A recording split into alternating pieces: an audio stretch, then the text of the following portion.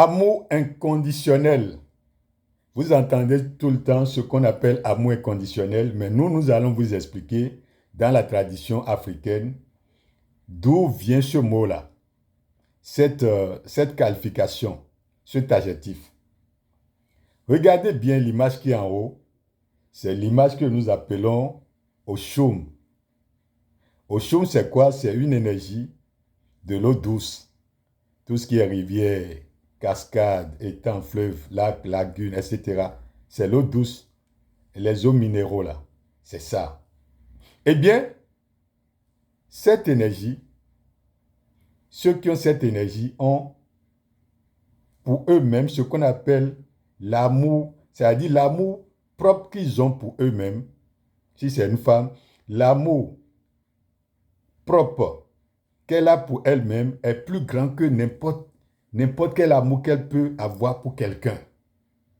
C'est-à-dire, elles s'aiment d'abord eux-mêmes, plus que tout. Ça veut dire quoi? Ça veut dire que même en couple, l'amour qu'elles ont pour elles-mêmes ne va pas dépasser leurs hommes.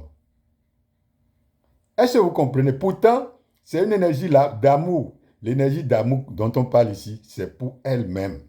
D'abord, avant les autres. Maintenant, regardez l'image qui est en face de moi.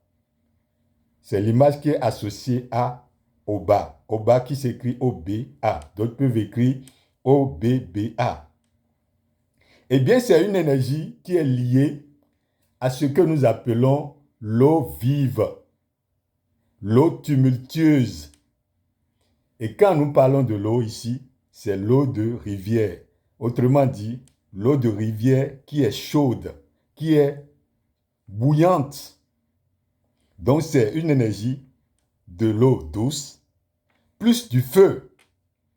Mais vous savez ce qui se passe ici? Ceux qui ont, surtout, si je prends une femme, si c'est une femme qui a cette énergie, c'est des femmes qui commandent. C'est-à-dire, dans l'armée, ce sont des femmes qui commandent, qui défient le pouvoir masculin. Dans la tradition, oui, il y a des femmes qui défient le pouvoir masculin.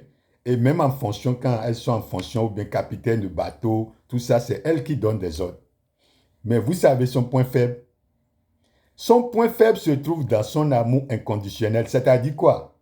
Lorsqu'elle tombe amoureuse de quelqu'un, c'est fini. Elle devient totalement soumise pour cette personne. Peu importe les difficultés, peu importe les ragots, les problèmes qui vont survenir dans sa femme et dans son couple, elle ne va jamais abandonner son homme. Les gens vont crier, elle souffre, elle ne va pas quitter. Elle devient une femme soumise. Pourtant, dans la vraie vie, c'est une femme qui est une guerrière. Et c'est d'elle qu'on parle de l'amour inconditionnel. Est-ce que vous comprenez? Donc, Oshun a son amour propre pour elle, avant, qui est plus grand que les autres. Mais Oba est celle-là qui se donne totalement, quand elle est en amour, elle se donne totalement à son bien-être, à son bien-aimé, et elle se bat pour son bien-aimé, et rien ne l'enlève de son bien-aimé, quelles que soient les situations. Et vous voyez l'image qui est tout en bas là, c'est les deux réunis qu'on a mis en bas. Nous allons couper cette vidéo, la prochaine vidéo serait encore sur Oshun.